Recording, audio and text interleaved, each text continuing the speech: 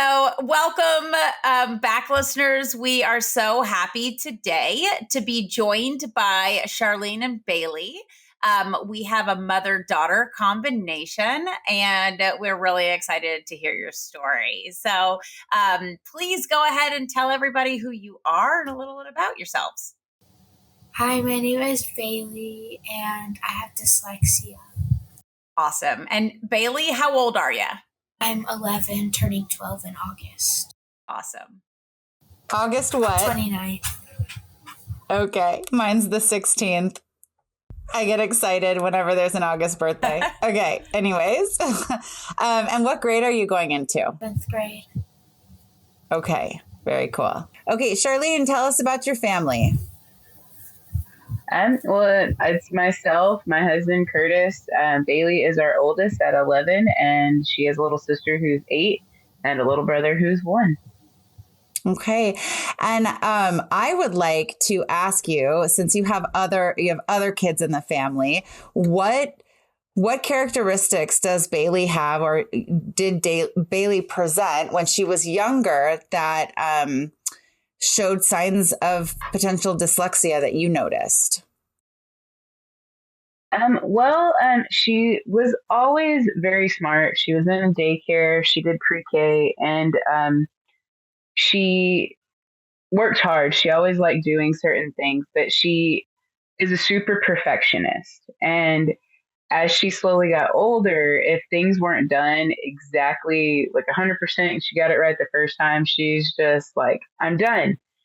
And she liked learning like the ABCs and stuff, but as she got older into kindergarten, reading and putting the words together slowly were just not her favorite. And she went from, I love school, I want to go to school, to I hate school. I don't want to be here. I don't want to have to do this. There's too much going on. So she would just shut down and talk. So that was her big deal, was just talking with other people because she didn't get it. She didn't understand. Yeah. Yeah. And did you notice that coping skill arise, and she had, and Bailey, definitely, we're going to ask you this too. I'm curious though, from mom's perspective, did you notice that she noticed something was different, or that she wasn't picking up on things related to language and the precursors to reading and writing? Did she start to notice that as well? I think she just noticed that it was just more difficult. She saw her friends like getting stuff, and it seemed like the more she saw them doing stuff, like the more frustrated she got because she wasn't doing it 100% like they were. And I think that's what she noticed. And so like when she didn't get it, she would just shut down, and she's just, I don't want to do this. I can't. So Bailey, I know that like a lot of times, I personally don't remember a whole bunch from my childhood, but I do remember little kind of flashes, isolated memories and feelings. Does that, what your mom say, did that resonate with you at all? Do you remember like ever feeling frustrated? Yeah. Yeah, I remembered a lot of it, and I started feeling jealous because I have a best friend. Her name's Jalen, and I'm still friends with her now. She was in a different class, but I could still see her getting her stuff done and doing her stuff and not having a problem. And I felt jealous because I couldn't do it straight away. Yeah. So Yeah. I have a notebook full of F's because of my dyslexia. Right. Well, so tell us what led us. Yeah. Like we totally identify with that situation, completely empathize with it. So tell us a little bit about your journey. And I know that's a little bit different for both of you. I know a little bit of your backstory already, but I want everyone to hear it from you guys. Tell us some details about kind of how we got to where we are today in terms of when we got pursued getting an identification of dyslexia, any kind of emotions that like were tied to that, and so I'm going to let if it's okay, I'm going to let Charlene start from like mom's perspective and what happened. And then we 100% want to hear your side too, Bailey. Okay. So my thing was like, I knew she was having trouble and it was just a struggle for her. And I just thought she's a talker. I was a talker. I grew up being a big talker. And so I just thought it came from me. It was like she was a talker and I rubbed off on her somehow. And like, she's just getting in trouble for talking all the time. And she's not focusing on her stuff because she wants to play and interact with her friends. And I knew she was having trouble through kindergarten and it got into first grade and she hated first grade. And I hated that she hated it because it was just like, I'm taking her somewhere that she just doesn't want to be at. She didn't get it. She couldn't understand. It was just driving her crazy. And so I was like, I don't know what to do. And there was a lot of other contributing factors at that school that were happening that we needed to address. And my friend, Lysandra, she taught in Garland ISD and she actually taught second grade. And Garland ISD is an open district. So you could pick whatever school you want to go to. If you get in, you can go there. And she knew that Bailey was having trouble and she knew that we needed another home school. And she was like, why don't you bring her to my school? I can even try to see if I can get her in my class. And so I was like, yeah, that'd be great just to try to get her somewhere else because we needed to be somewhere else with everything and see. A week into her being there, she's like, hey, she's like, I don't want you to get upset or anything, but have you ever considered maybe her being dyslexic? And I was like, thought never crossed my mind. I've never dealt with dyslexia until her. And so I was like, no, I haven't. She's like, I see her struggle and I see a lot of stuff going on with her. And I feel like maybe she could use some help. And I'd really like to get our dyslexia therapist and the diagnostician in to kind of test with her and go over what might be happening to see it, even if it's not that, figure out what's going on with her. And so I was all for it and I signed it. And within a couple weeks, Miss Steger had met with her. She had met with the diagnostician and they had done different tests on her. And we had our meeting. had a just like kind of say a little something here. And first of all, just like comments on how it's such a funny small world because I went to high school with Lysandra, but those little people who make that huge difference because, and teachers should always be that like first line of defense. Our problem is that teachers actually as a whole don't learn a lot of things in college, but especially about dyslexia. And I know because I graduated high school with Lysandra that she studied education the same time I did. And I can promise you not one thing was mentioned about dyslexia. And point being that because of the education that she had and the ability to recognize that Bailey had like characteristics of a child who is struggling with dyslexia, that changed your life, Bailey, like right there. And I just wish that more teachers had this level of knowledge and education to be that, because you guys don't know. I mean, both Eryn and I work in the field, and how many kids we are talking to who had to struggle until maybe high school. And did you know that 80% of kids leave school undiagnosed? And so who are dyslexic. And so the point is like just amazing kudos to that teacher. And I know that was great and that was my biggest thing. It was kind of a relief a little bit for me, just because first grade was horrible. Like I felt horrible that she was just having this really hard time. And she was excited to go there because she knew Lysandra. So she's like, I know her from, because we go to church with her. She's like, I know her from church. You know, she felt better that she would be with somebody that she knew. But we still had that underlying issue. And then I felt like because I even went to class with her. I told her, I'm like, if she keeps calling me, telling me you're talking all the time, I'm going to go to class. And she called me and she was having a rough day. And so I talked to my boss and they were like, go. And so she came back from PE and I'm in her room and she was like, her and all these kids were like, there's a parent in the room. And they're all like, and I sat by her, and even with her being quiet, they did math.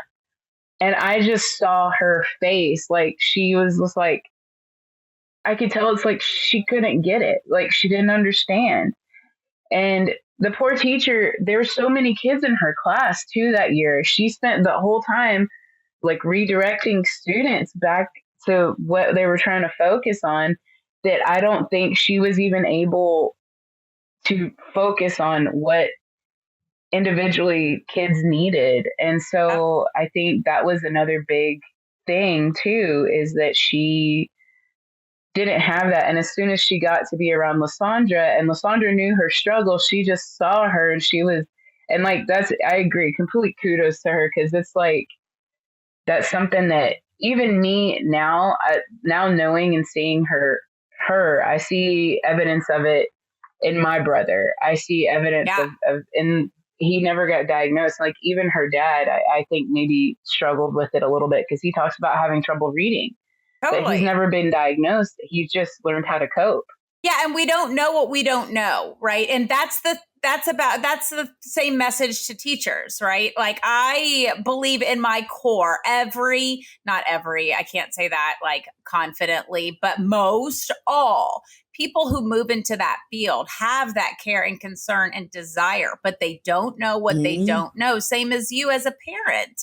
Like if you don't know that what to look for, you don't know the right questions to ask of the right people, right? And so, yeah, I mean, and that, you know how common it is, Charlene, to like get a diagnosis of your child and then start looking back and going, oh, you know, I talked to so many parents who are like, I found out I was dyslexic, but I just didn't know it was any different, because you don't know when you're dyslexic that other people's brains operate differently. So like the struggle is all you've ever known. So what do? You just question your intelligence, right? And so.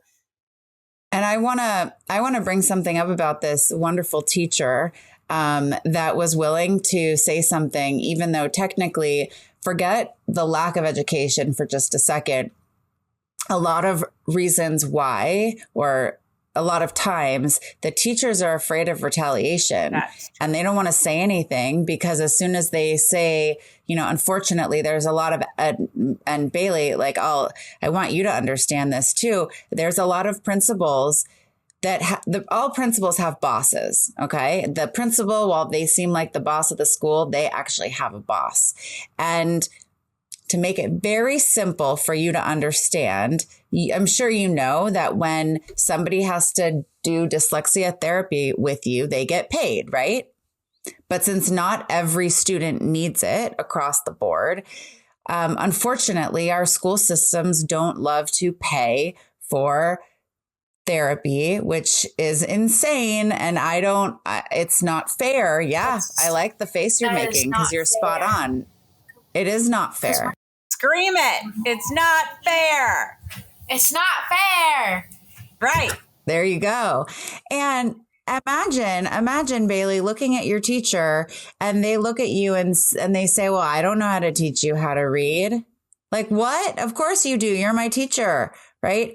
But these teachers don't learn it. And now we're starting to see changes that the teachers are learning in credentialing school to teach all kids, but it's going to take a long time to actually soak in and become what they are equipped to do. That all being said, the teachers are afraid that they'll get in trouble if they say, hey, my student really needs extra help, which is, you know, honestly, us three parents on this screen and looking at Bailey, like I want to cry because I can't, the reality of that being our school system is horrifying. And Bailey, you deserve everything in the world. You deserve to be taught by somebody who understands how your brain works. And, you know, it's not a mystery. There is so much science that tells us exactly how kids with dyslexia need to learn to read, write, and spell. And our system is so behind, and I mean that by our school system, that unfortunately there are a lot of kids that don't have access to the brave teacher that was able to talk to your mom and say, you know what, I don't care if I get in trouble or whatever. This means more to me about that this child gets what they need. So there's so many aspects of it. It drives me nuts. And there's lots of schools, Bailey, and Charlene, because you guys are so lucky to be in an area that does have that dyslexia teacher, right? Who specifically, she's a CALT. She studied how to do all of that. But most schools out there don't have that. So even if there was that educated teacher who brings it up, what Eryn is also saying is that they're scared to actually suggest to you to get testing, because what happens is once that child is identified, then the principal's gonna be like, oh, you're responsible, because now what? We're not equipped to teach that child how her brain learns to read. And so then they kind of keep it hush hush. Or we're not going to like push them to identify because the dyslexia teacher's already full. And if I had to add another kid to her roster, I'd need to hire another one, you know? So there's like reasons, and it's sad, but even schools are run like businesses. But anyway, Bailey, tell us, like, let's go back to like your mom talked to us about the identification process and how lucky you were. But what about you, like in terms of the feelings that you had before and then how they changed or maybe didn't change once you did get identified? So, like, whenever I would walk into my first grade classroom, I would feel like I had pressure on my shoulders. And then whenever I went to Liberty Grove with Miss Crocker, I walked in and she said, "You can have help." That's what it felt like. Oh, and on the inside, how did that feel? Did it change your feelings of nervousness about school? Yes. Yeah. It made me feel like I had a weight off my shoulders. Yeah, totally. Wow. And like, wow. Somebody who understood. It made me feel like I had people that understood me around me. Yeah. That's really powerful, right? Especially as a kid, because so often kids don't feel like they have a voice or someone to listen. Yeah. Mm-hmm. Yeah. I think one of the real big things too that I remember that happened during all the testing is that Miss Steger, who became her dyslexia therapist or teacher, she was like, "I have dyslexia too," when we did our first meeting. And I think that, I don't know, I just remember, Bailey, I remember your face. You felt kind of like happy because you had somebody that had it, that knew kind of what you were going to be dealing with. And she's like, "I've got my master's. I did all this stuff. You could do it too." So I think it brought me relief for sure, because it's like she has somebody that knows. So it's not, because I don't know. So somebody that she can relate to and that she could see has done stuff. Is that how you felt, Bailey? Yeah.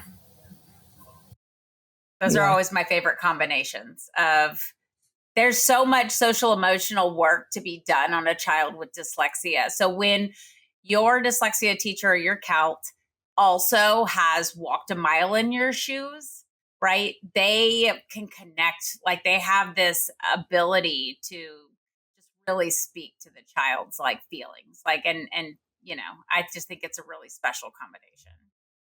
Bailey, I want to know what makes your dyslexia therapist, like what makes you feel so comfortable? Why is it that you feel more comfortable? We can tell you why, or I can tell you why it makes me feel comfortable. But I want to know for you, what is it that you think she understands more than maybe a teacher who doesn't have dyslexia?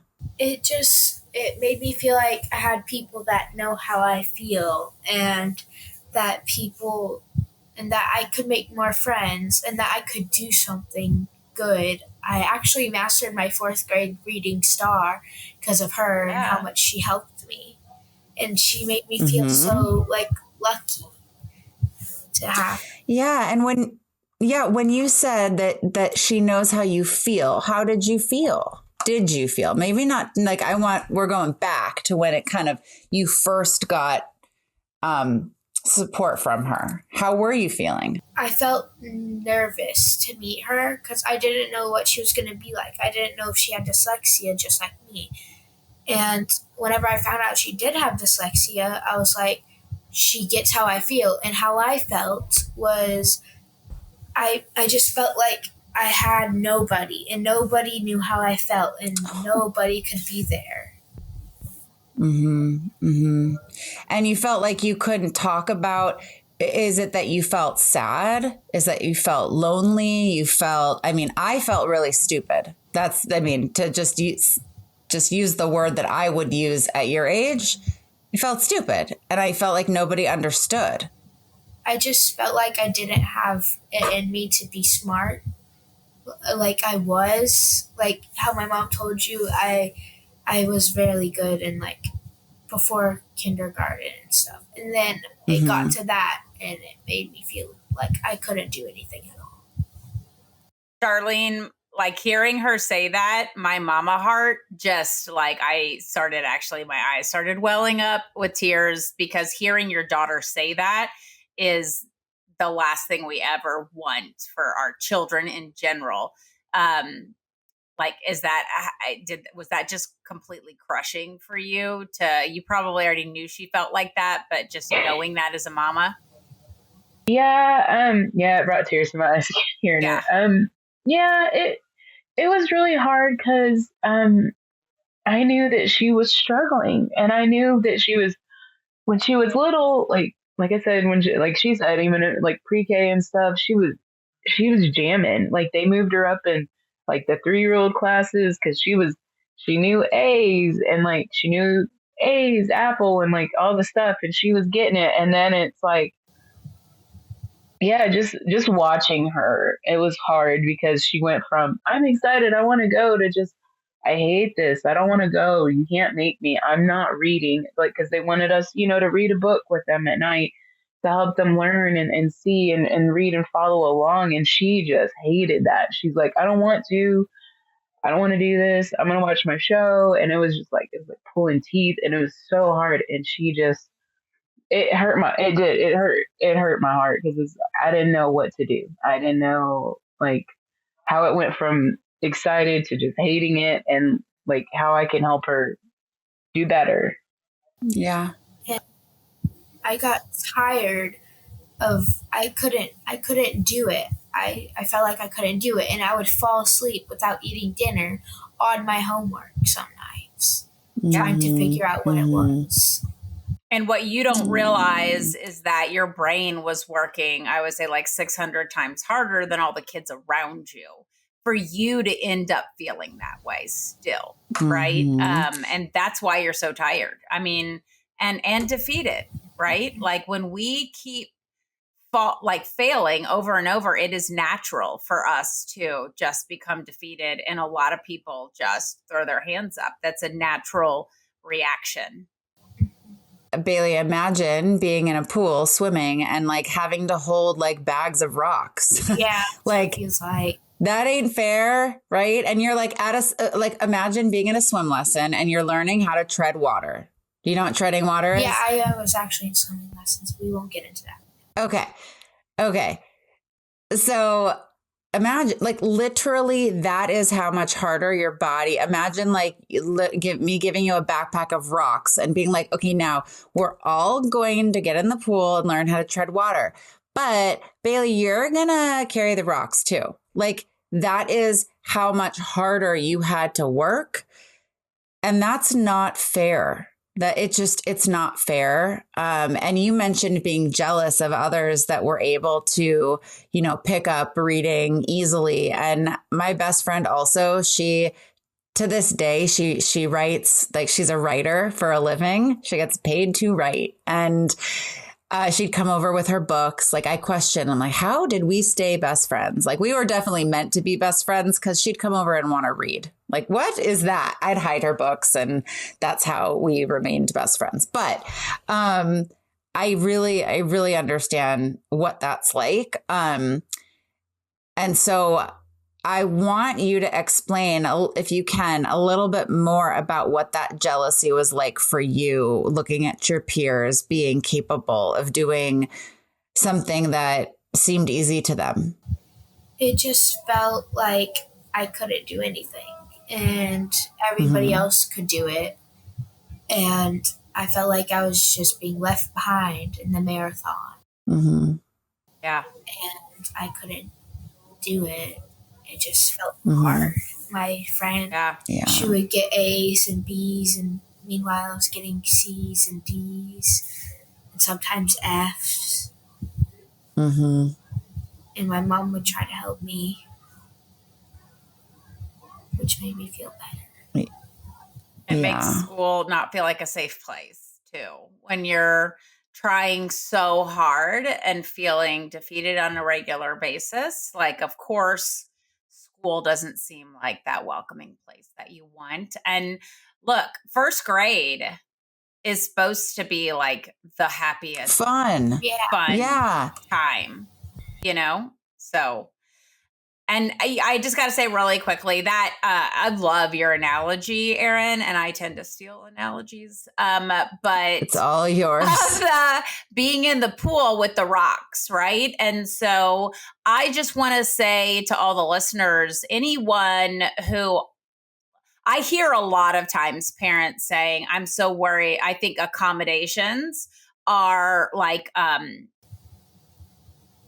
easy way out kind of attitude, right? But that's a comment of somebody who doesn't understand what dyslexia is. And accommodations, all they do is help.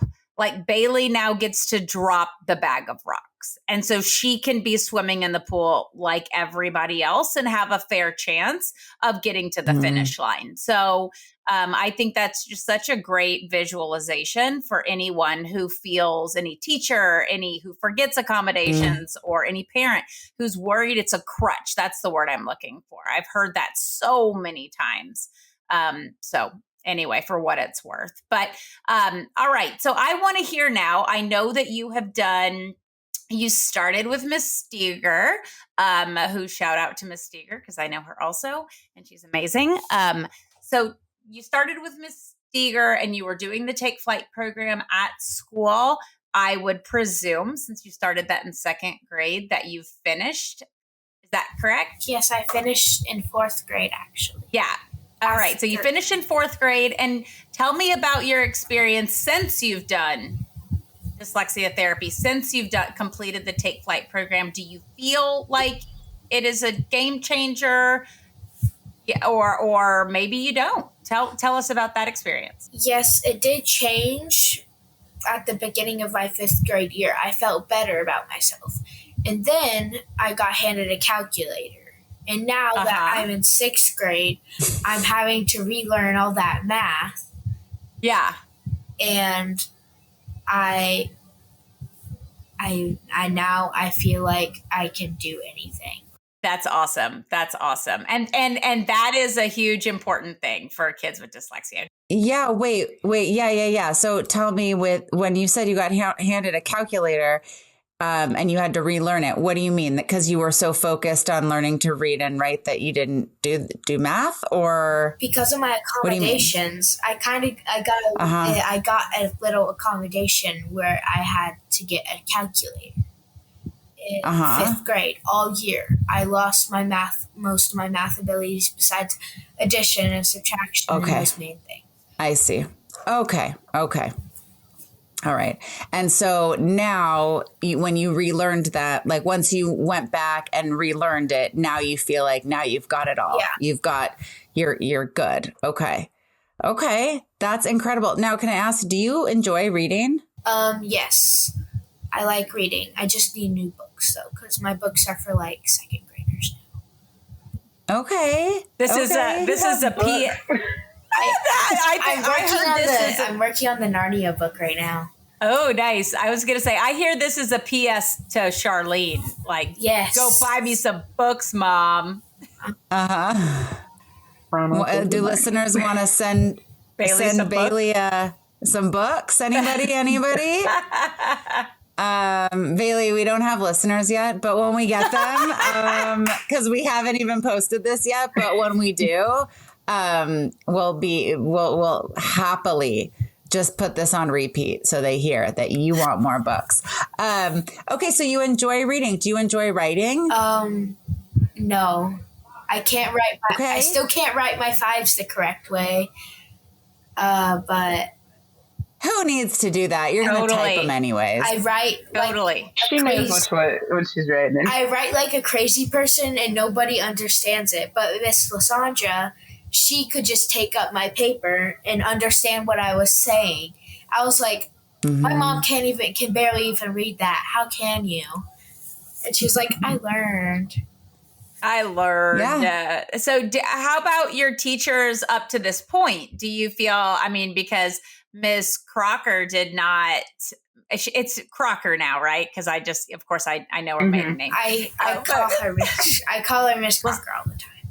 Yeah, Miss Watley Crocker. But Miss Crocker didn't move with you all the way up to 7th grade. So how has your experience been with other teachers?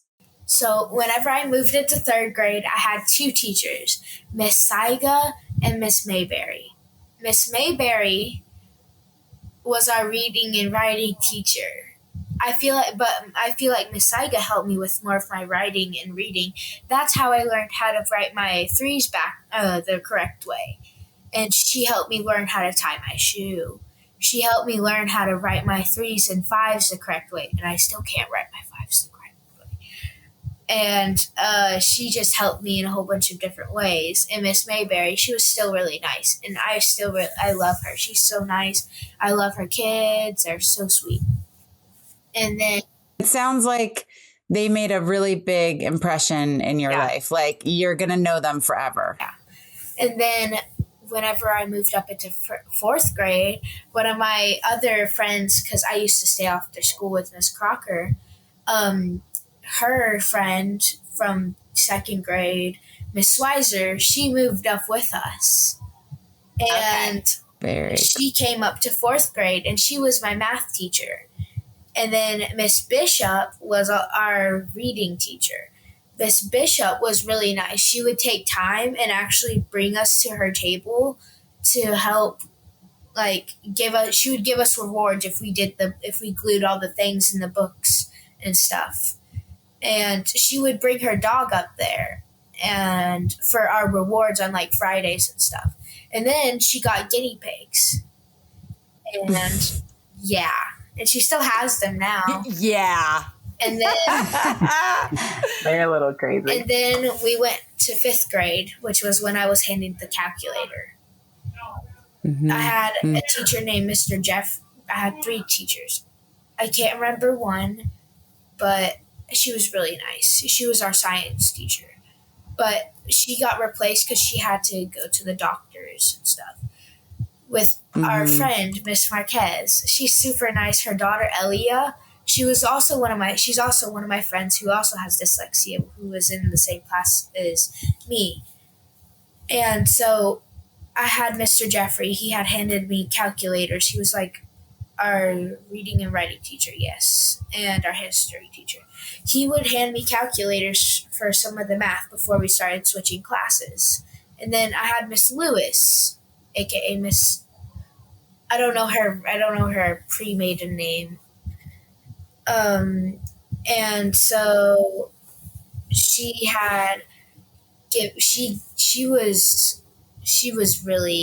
wasn't my teacher. Yeah, I didn't really like her that much, but she still kind of helped me every now and then. And then Mr. Jeffrey and then eventually I got the hang of math again in 6th grade. So it sounds like you've had a trail of amazing teachers. And so this is clearly a shout out to Garland ISD. Anybody who's looking for a great place, or maybe it's just the elementary school specifically, because not everybody is always so fortunate. But your transition to middle school went okay? Oh, Mom has got something to say. Yes. I was going to say, I actually started working for Garland ISD because of a lot of my stuff, and I know that they had a big step in trying to do their special education, and that's the thing that I think was interesting and nice. Like, I got nothing but support every year. Even moving her from elementary to junior high, I was really nervous. I was like, she's gonna struggle, all these things. I was super nervous, and like I contacted, like, she was struggling. She did struggle. 5th grade to 6th grade is a big thing. It went from like going around into each other's classes in the same hallway to like actually walking in these giant hallways and switching like 7 classes, right, Bailey? 8 classes. They have so many classes, and they have to be in charge of that. And I was so nervous, and I knew she was kind of struggling, and I contacted her counselor, and the dyslexia teacher and everybody got on board, and we made changes to our accommodations. They were very quick about us getting and doing it. And so I went to the 6th grade orientation night with her, and we met the dyslexia teacher. Even though she didn't have to go anymore, she still knew that she had her class and available to her. And so that was one thing that I have to say that they've done really well, is just to make sure that anytime that you have questions or anything, like Miss Steger was always open. She's like, please email me. And I got to shout out to Miss Steger. I have to say, I know y'all said y'all know her, but this lady, Bailey, was in COVID year. Her 2nd grade year, when right after she got tested, that year in spring break was when COVID happened. She shipped us Miss Steger drove around stuff. She went to all of her students' houses and dropped off packets for them to continue to do their dyslexia stuff on their Zoom calls. Wow. What an angel. What an angel. She, amazing. And they had their time that they all got on, and they did it. And that's why, like, I was worried about them not finishing it on time or being able to continue. But all of the kids that I know that Bailey was with, they passed, and they finished in 4th grade. Yep. She was amazing. And sorry, but I got to plug it. Terry works at Dyslexia On Demand, and that's how I know her. And so I'm really close to her. So it just goes to show, like, it's also just the heart. I think that, like, as therapists, when we become therapists, like, you guys are our babies, and your success is extraordinarily important to us. You are not just a face or a name or a number. Like, we care, like, deeply. Or you don't go into that profession. You don't work as hard as you do to earn those letters behind your name and to have the credentialing that you do and all of that, to just like go through the motions or think you're going to make a bunch of money, because neither one of those is true, right? It's no one goes into it because of that. It's because they love and care for all of their students. And so I just am so happy that you had that experience and that opportunity, and that it really was such a game changer for you, and that and actually I kind of want to move into the next question, if that's okay. I don't know if there's anything else about you, the journey you want to share, because it sounds like it's a win. And I love that we're getting to kind of encapsulate the story. But what I was going to say, and I don't want to take your words away from you, Bailey, in any shape or form, but because you were able to go through that starting in 2nd grade, like, you know what a gift that is? It's like amazing that you're able to do that and change the trajectory of how you see yourself so young. And that it's not like you went on into 7th grade, 8th grade, and then finally had the answer after you know, your first grade experience happening every year until you're in seventh grade, right? Yeah. But that is the gift, I think, so often is that we take that away from you, right? Like now that doesn't have to be your story. So what I want to ask you, Bailey, is what I'm going to talk about something called an inner voice. Do you know what I'm talking about? So wait, hold on. Wait, I want to try this. I want to. Okay, you do it. I want to prompt you, Bailey. Okay, so let's say your teacher is absent. Like the teachers that you love and support, and there's a substitute. And for whatever reason, they like give you this book and you know that this reading material is too hard. You already know. You're like, oh my God, the words are so small. Oh my God, how many words are on this page? Like, whoa, okay. And old panic sets in, like the kind of panic maybe you used to feel when you were younger and you didn't have the support before Take Flight, right? What does that inner voice say to you when you're like, they hand you the book and they're like, okay, now we're going to call on you all to read out loud. What does your voice say to you? I wish I was not here right now. I wish I could read. Okay. So that is the inner voice that we're talking about. It's the inner voice that I find when I talk about an inner voice with kids who aren't dyslexic. I don't find that they can find it as easily. I think I've heard multiple things about that inner dialogue and that certain types of brains and learners don't have it, which I don't know. I don't know if I believe that, but I know that when I talk to kids with dyslexia, they can always answer that question. That inner dialogue or that inner voice can really beat us up. And I'm sure, Bailey, it still comes up from time to time? Like, I know I created that horrible situation that may happen in a classroom.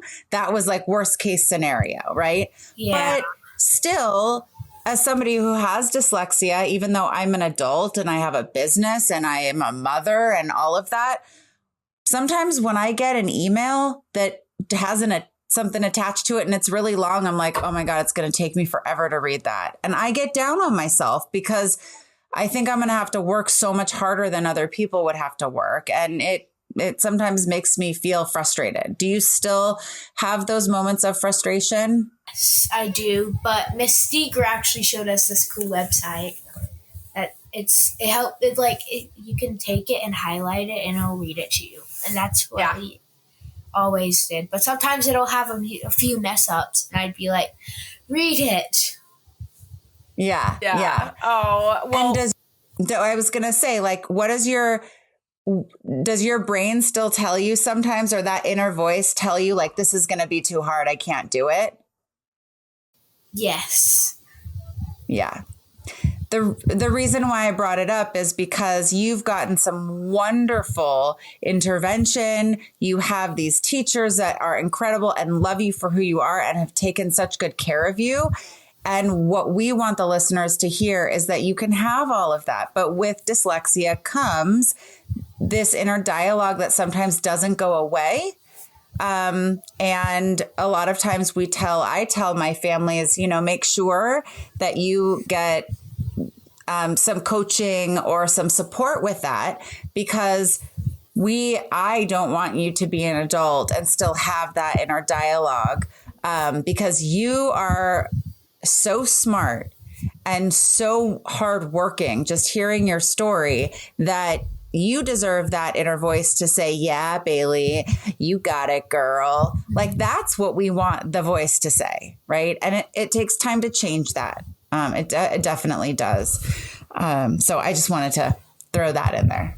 Totally natural. Like, Bailey, because you had a hard experience in first grade, and it could have even started in kinder, but then the tide changed. Your brain is still going to hold on to that thought of how those feelings from first grade. And I'm sure you've heard the word trauma before. It is trauma, regardless of whether or not, like, it doesn't have to be something, and I won't even mention some of the things, but like you got in a massive car wreck or something like that, right? It can be something small, like a feeling that I had over and over. That is still trauma. And kids, it really impacts how you see yourself. And I promise you that your mom has an inner voice, that Miss Eryn has an inner voice. I know I do. And very unfortunately, they tend to be negative unless we train them to stop doing that. So realize that when you hear that voice, it is not true, first of all, right? Like some of the things that you hear, I'm not going to discount your experience in any way, because you may actually still be like, but Megan, I still feel some of this stuff, like for real. And you might. But starting to rewrite your script that you're telling yourself is really important, because if not, you're going to be 48 like I am, still telling yourself that same message. And what we want for you, because we see what just an absolute brilliant joy you are, that you cut that, like stomp him out, like name him. What I used to always tell my students is like, let's draw my inner voice. Like let's give him a name and let's draw him. And then when he happens, we can like even physically like punch him, like, because we don't need that guy in our heads. No, we do not. No, absolutely not. I was wondering, Charlene, how does it feel to have us talk to Bailey? Because I just met you guys, within the last 2 hours, right? Do you feel like we're speaking her language as far as, I mean, obviously you're her mother, you want the best for her, but how does it feel hearing us talk to her like this and really understanding what she goes through? I appreciate it, because I want her to see, like, that's been my biggest thing is Miss Seeger always made sure too in their classroom, I knew to make sure she put that there's a lot of people out there that have dyslexia. You're not alone. Mm-hmm. And you can still do amazing things. I think it's nice to hear, because she's going into 7th grade and she, still has that inner voice fighting with her on things. I know daily, because she's preteen and there's all kinds of stuff going on in life just in general at that age. And then she has that on top of it. I think it's nice for her to have like a general conversation where she's not talked to like a little kid, but as somebody else who suffers from the same stuff. But y'all are both like, have business. We've done this. We've been there, so we know. So I like hearing it, and I like knowing that she has people that she can see that have it, and that she doesn't have to like hold back, because she can do it. And she's been given that gift of the training of take flight, and she was given that ability to learn stuff and learn how to get through it, to where she can see that she can do lots of things. She doesn't have to put herself in a corner and continue to listen to that negative inner voice that she can't do things, because she can. And I know she can. Yeah, she can. Yeah. And it always just lands different when it's coming from somebody who's not mom. And we, as all being women on this screen, every one of us knows what I'm talking about. There's just something about it. It's just how it is. Yeah. But what is the best advice you can give others with dyslexia? I think that's a really important one for both Bailey and Charlene. So Bailey, why don't you start there? Like, don't put yourself down. You can still do it. Just find help. Mm-hmm. And you'll have it better off from there on. Yeah, 100%. And what about you, Charlene? To any parent who is just starting their journey, or maybe they're still fighting, tell us what your advice would be. I think too, like, just finding the right place that it's hard. It's hard to hear that something's wrong with your kid, and you're like, but it's not. It's lots of people have it. So I think going out and like doing the own research yourself and finding the information that lots of people have it. People get through it every day and they've learned how to cope with different skills that they've been taught, or they've even taught themselves. And I think not getting hung up on it and that it's something that's bad. Because I know just in interactions that I've had, there's a lot of people that get parents that I've met that get hung up on the fact that it's something bad. And oh my gosh, how do we fix this bad thing in their life? And it's an understanding that it doesn't ever go away. It's always going to be there. There's always going to be a struggle, but it's okay. And that you can help them by doing the best you can as a parent by, like I said, finding information, just being there and encouraging them. I try to encourage her every day. Like, she's in band now. She plays band. She reads musical notes on a sheet, you guys. Like, that's my biggest thing. Like, she's playing trumpet. What? Awesome. Like, still in band, it affects me. Yeah. Of course. And you're so brave to do that. Oh my God. I would never, ever. So, I mean, go just rock this world. Like, honestly, that is so freaking cool. Yep. So cool. So cool. And Charlene, I got to tell you, that's really valiant advice to parents, because just like you said, it's how could it be bad? I'm looking at both Eryn and Bailey and saying, how could that be bad? Right. And I know what you're talking about, because there are so many parents that I talk to who just are so scared. They're like, it's a death sentence and crying. And I understand you can handle the emotions, but to put it in perspective that where it's going to be okay. And that 20% of our population have this challenge and there are answers. And just because, and the reason that they're crying and upset and feel like that is because they don't want that, the struggle for their child. And we understand where that's coming from. So it's not to say that is wrong, but when you can offer that light on the other side to parents, I think it's really powerful. And that's a lot of why we're doing this, is so that people can hear this and embrace the experience, right? It's a journey through. That was some of the, that was like one of the names that we were kind of like toying with, Eryn and I, because it's a journey and it's a lifelong journey, just like you said. Yeah. And there's only one way through. You just got to get through it. And one thing, Bailey, as you get older, I mean, going into 7th grade, you've already learned how to work hard. And that is, you know, when people say that, you know, like, what's the most important thing I can teach my child? Or when adults are talking about it, if you have a child that doesn't want to work hard, it's really difficult. Yeah. It's really difficult, but you have learned what it means to work hard. And so that's a gift that, well, when I was your age, I didn't think it was a gift, but now knowing that I know how to work hard, it is absolutely a gift. And we get to learn it younger, where others have to learn it later in life.